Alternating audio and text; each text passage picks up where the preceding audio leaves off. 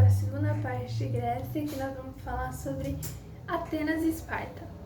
Começando por Atenas, ela é a capital da Grécia agora, então se você sabe onde é a capital da Grécia, você sabe onde fica Atenas, é no mesmo lugar. E vamos para os modos de produção lá e a política e tudo. O modo de produção lá era escravista, então a economia gerava em torno de escravos. Compra escravo, vende escravo. Diferente do Brasil, por exemplo, os escravos não eram definidos por localização e por cor, coisa assim. É definido por escravo de guerra. Você perdeu uma guerra, você tem uma dívida, você paga com, você vira escravo, entendeu? Você não pagou a sua dívida, você vira escravo e trabalha pra mim. Ganhou numa guerra, peguei você como escravo, tipo isso, tá ligado? Aí eles tinham uma definição de quem era cidadão e quem não era cidadão, porque os cidadãos eles participavam da política e decisões do Estado, né? Mas eles tinham uma filtragem muito grande de quem era cidadão ateniense e quem não era. Os cidadãos atenienses... Não, vamos falar primeiro quem não era. Não eram cidadãos atenienses escravos, obviamente.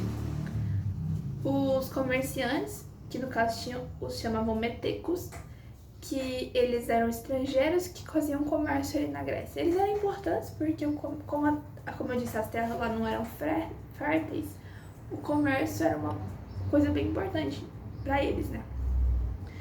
E as mulheres também não eram cidadãs, elas eram tipo objetos de procriação e de enfeite, elas não tinham muito poder de fala nem de nada. Então assim, se você nasceu mulher antes de 1800, antes de 1900, era foda. Agora os cidadãos, que eu tô falando cidadãos, eram homens que nasceram em Atenas, descendentes dos antigos genes, que é aquele povo das famílias ricas lá. Esse povo era cidadão. Então era esse povo que votava e ia lá pra Ágora conversar. Era uma democracia participativa, não era igual hoje que você vota num prefeito pra decidir as coisas. Você realmente vai lá e você fala o que você quer. Você não vota num ministro ou num... Como é que é o nome? Por exemplo, na sua cidade, você vota pro povo que faz as leis. Como é que é mesmo o nome deles? Esqueci. Mas você não vota pra pessoa te representar, você vai lá e se próprio representa. Como eram cidades e estados, né? Tipo, o país era uma cidade, é fácil fazer isso. E como poucas pessoas eram cidadãos, era fácil ter esse controle, né? Assim, nem sempre foi democracia.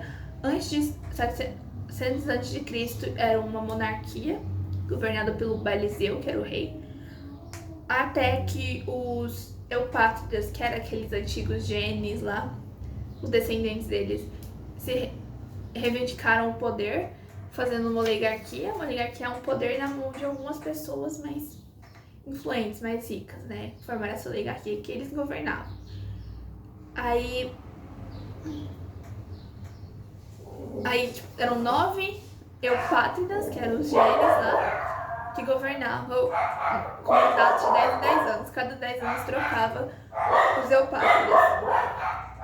Tá, aí em 1600, um legislador lá criou a primeira lei escrita de Atenas. Porque antes as leis eram só faladas e decidia na hora que você ia fazer com o cara, e é isso bem injusto, né? Porque você tem que ter uma lei escrita pra saber que tá cumprindo certo. E a lei era assim, qualquer crime você morre. Tanto um assassinato quanto um roubinho ali de centavos você vai morrer. Meio assim, né? Foda. Aí depois de um tempo, um outro legislador reformou as leis e criou algumas leis. Era o fim da escravidão por dívida, não ia ter mais isso.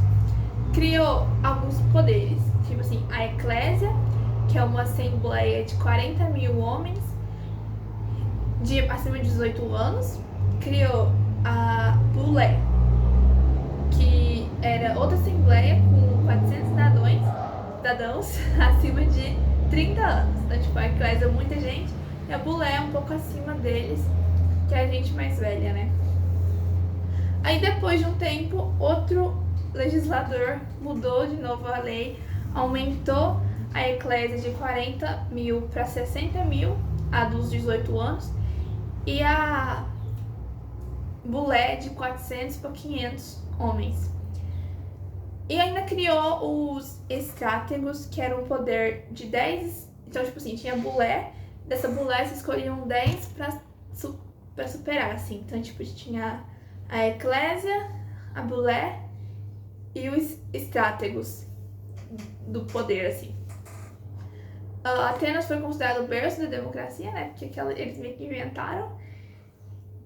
E as assembleias eram realizadas na Acrópole, que eu já te falei, aquele lugar acima, ou às vezes até mesmo na Ágora com o povo. Opa! Agora Esparta, né? Bom, Esparta está localizada a um pouco de distância da Grécia, tipo, Esparta tá aqui e a Grécia tá aqui, tá vendo a distância? Parece muito, mas é pouco, tá? Tipo, 100 quilômetros. É bem próximo hoje em dia. Vamos falar sobre o conceito de cidadão para Esparta também, né? Então a gente falou para eles. Diferente da Grécia, os que não eram cidadãos aqui eram os ilotas, que era um povo que morava em Esparta antes dos espartanos chegarem. E eles viraram tipo servos dos espartanos. A diferença de servo e escravo é que escravo você pode revender, você compra, você vende, é a sua propriedade. O servo não é a sua propriedade, não. Ele tem liberdade, mas ao mesmo tempo ele tem que te obedecer, porque senão ele não vai ter nada, entendeu? Aí não que ele receba salário, mas ele recebe, tipo, comida, lugar pra morar, coisa básica, entendeu?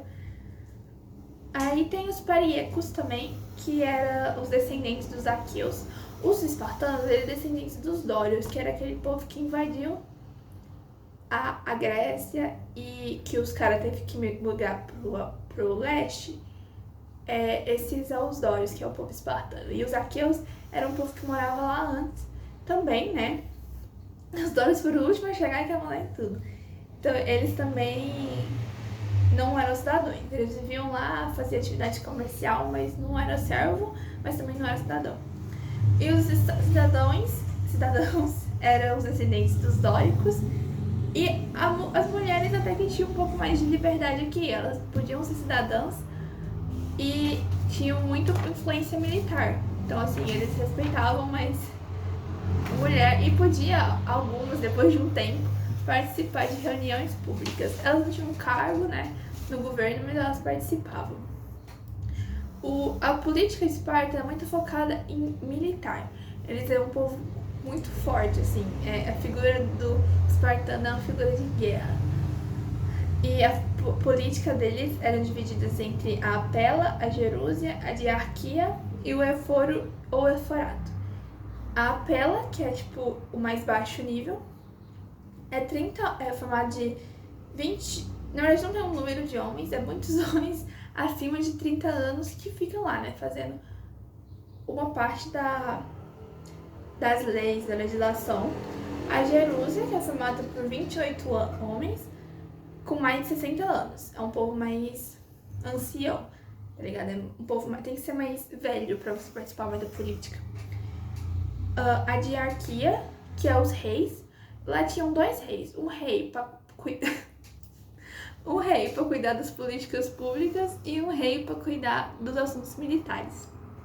E acima dos reis tinha o Eforato, que é um conselho formado por 5 anciões, que é aqueles homens dos mais de 60 anos, e sacerdotes do governo. E os reis se aconselhavam, eles estavam acima dos reis. Diferente de Atenas, o poder de Esparta não era da democracia, era da aristocracia. Então os melhores que governavam, o povo que lutou em guerra, o povo mais forte que governava, ao invés de ser todo mundo que é cidadão, né?